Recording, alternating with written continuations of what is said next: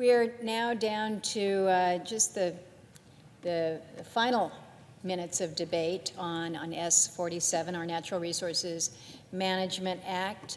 This is something that we've had a good number of members come down to the floor to speak on, members who are very proud of the many, many provisions that we have seen fit to include within this package itself, bills that relate to lands and land conveyances, conservation aspects, sportsmen's provisions, those measures that can help bring about economic development in very small areas. We're very proud of what we have done with this process that has led us to where we are today.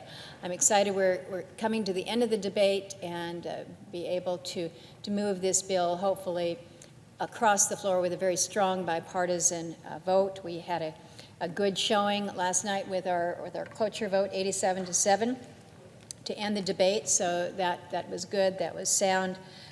But again, we're looking forward to sending this over to our colleagues on the House side for their review and their support, and hopefully very shortly after that, their ratification. But when you take a package that's over 100 bills from over 50 different senators and over 90 who have signed on as co-sponsors, that demonstrates something.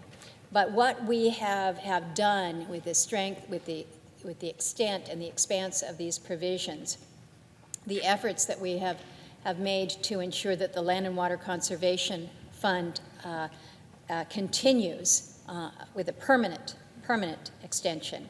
What we have done, as I mentioned, within the sportsmen's provisions to really help make a difference for those men and women, certainly myself, Senator Manchin here, sportsmen and women around the country, making sure that our public lands are open for recreational fishing, hunting, target shooting. This is significant for us, certainly from an economic perspective. When you think about how much goes into these areas, sportsmen and women spend about $119 billion, that was back in 2016, on everything from their gear to the support in these small communities. But when we talk about access to your lands, it's not just access to your lands, it's expansion of our economic opportunities. We've also got provisions to encourage the Secretary of Interior and Secretary of Ag to think bigger and identify more opportunities for recreation, hunting, and fishing on our public lands. We have special hunting days for youths, for veterans, for active duty military. We've included provisions from the WILD Act, the Wildlife Innovation and Longevity Driver Act, to protect endangered populations and combat invasive species. There's so much that is contained in this measure. The conservation designations, we think that we've done them right in this bill, because what we have done is we have worked to ensure that we have strong support at the state and the local levels. We're creating 3 new national monuments, 2 in Kentucky, 1 in Mississippi, with Congress at the helm of those decisions. We've got provisions to improve volcano monitoring and warning systems. Important if you're an aircraft in the sky passing through an area where you have had eruptions. Again, we've got provisions that promote the wildlife conservation, combat invasive species, protect endangered species, water management provisions that save water, protect public safety, enhance fish protections and wildlife habitat. We do all this, and the CBO estimates that we reduce direct spending by $10 million over the next 10 years. So we recognize that that's hardly enough to reduce deficits, but it's a bonus. We're chalking that up as an additional bonus here. But this has all come together with a great deal of hard work by many members and our staffs. I want to particularly recognize the good work of my ranking partners, Senator Cantwell in the previous Congress, and now Senator Manchin, for their help in getting us to this point. Not only the members, but very strong staffs that they have had working in conjunction with my staff. And I recognize that we stand up and we do a lot of the talking, but it's the behind the scenes, the negotiation, the navigating, making sure that the wording is just exactly so.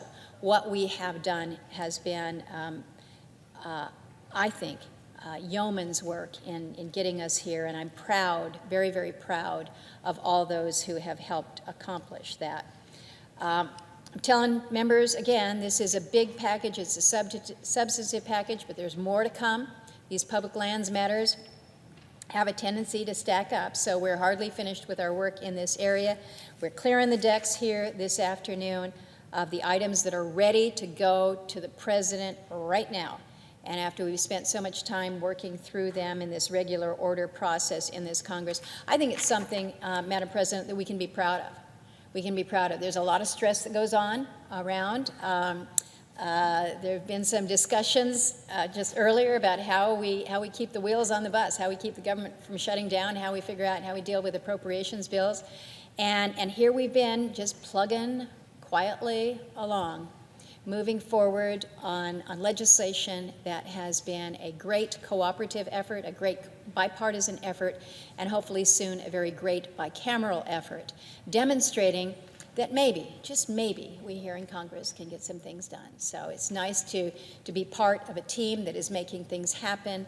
And again, great thanks and great appreciation to the many members that have helped. I want to also give a shout out to Senator Heinrich, who has been here every step of the way pushing on the sportsmen's matters. Senator Wyden, also a great help. And over on the Republican side, Senator Gardner, Senator Daines have been in this every inch of the way helping us advance. So it's a good place and a good time to be working towards the finish line. And with that, I yield to my friend and my ranking member, the senator from West Virginia.